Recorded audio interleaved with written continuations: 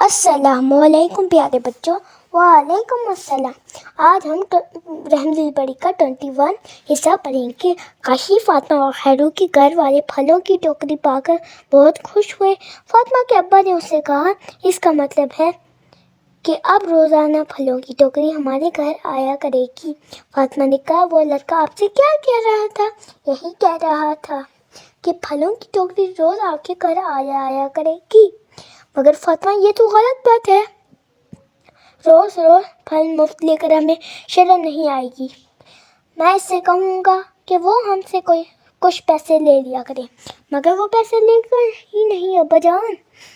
دوسرے دن تینوں بچے اسکول پہنچے تو ایک درخت کے نیچے کھڑے ہو کر باتیں کرنے لگے۔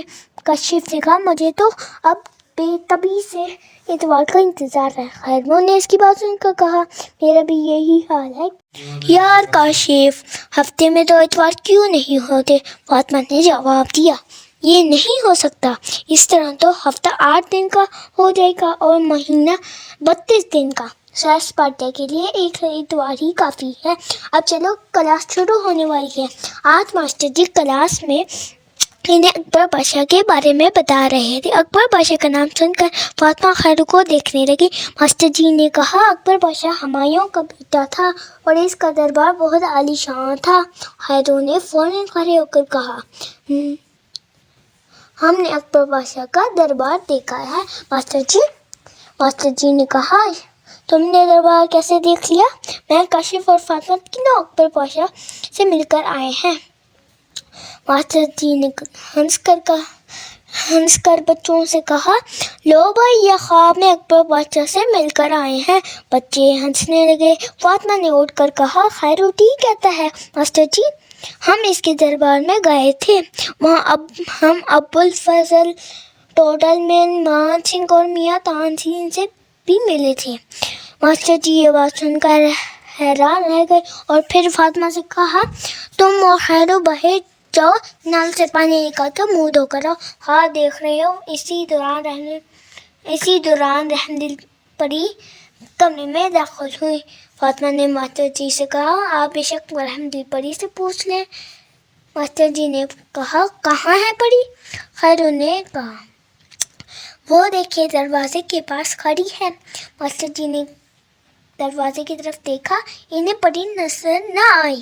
رحمت البری مسکرا رہی تھی۔ ماسٹر جی ایک دم غصے میں آ گئے اور خیرو اور فاطمہ سے کہنے لگے، تم میرا مذاق اڑا رہے ہو، مجھے بے وقوف بنا رہے ہو۔ کاشف، جو بڑی دیر سے چپ بیٹھا تھا، بولا، ماسٹر جی، رحمت البری آپ کے سامنے کھڑی ہے، آپ کو نظر نہیں آ رہی۔ ماسٹر جی نے کہا، ٹھیک ہے، اگر رحمت البری واقعی کمرے میں کھڑی ہے تو اسے کہو کہ وہ مجھے جادو کا کوئی کرشمہ کر کے دکھائے۔ رحمت البری نے فاطمہ سے کہا، فاطمہ، ماسٹر جی سے پوچھو، میں کیا کر کے دکھاؤں؟ فاطمہ نے ماسٹر جی سے پوچھا، اچھا ماسٹر جی، آپ بتائیں کہ رحمت البری آپ کو کیا کر کے دکھائے؟ ماسٹر جی نے کچھ سوچا اور بولے، رحمت البری سے کہو۔ اسی دوران رحمت مالی گلدستہ لے کر دروازے پر آتا ہے اور کہتا ہے، ماسٹر جی گلدستہ، اور گلدستہ میز پر رکھتا ہے اور جانے لگتا ہے تو ماسٹر جی اسے روک لیتے ہیں اور فاطمہ سے کہتے ہیں، ٹھیک ہے فاطمہ، رحمت البری سے کہو رحمت مالی کو انگریز بہادر بنا دے۔ فاطمہ رحمت البری کی طرف دیکھتی ہے۔ رحمت البری مسکراتی ہے اور پھر ہاتھ سے گول دائرہ بناتی ہے اور رحمت مالی صاحب بہادر بن کر ماسٹر جی کے پاس کھڑا ہے، کوٹ پینٹ پہنی ہوئی ہے، سر پر ہیٹ ہے، ٹائی لگی ہے۔ ماسٹر جی رحمت کو دیکھتے ہیں اور حیران ہو جاتے ہیں اور بے ہوش ہو جاتے ہیں۔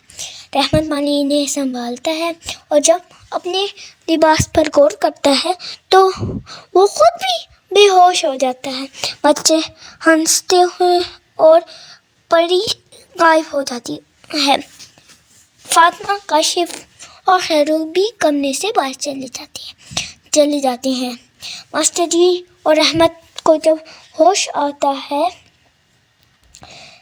تو کہتے ہیں، ماسٹر جی، آج کل یہ بہت الٹی سیدھی باتیں کرتے ہیں، ضرور ان کا کسی جادوگر سے تعلق ہے۔ اللہ حافظ پیارے بچوں۔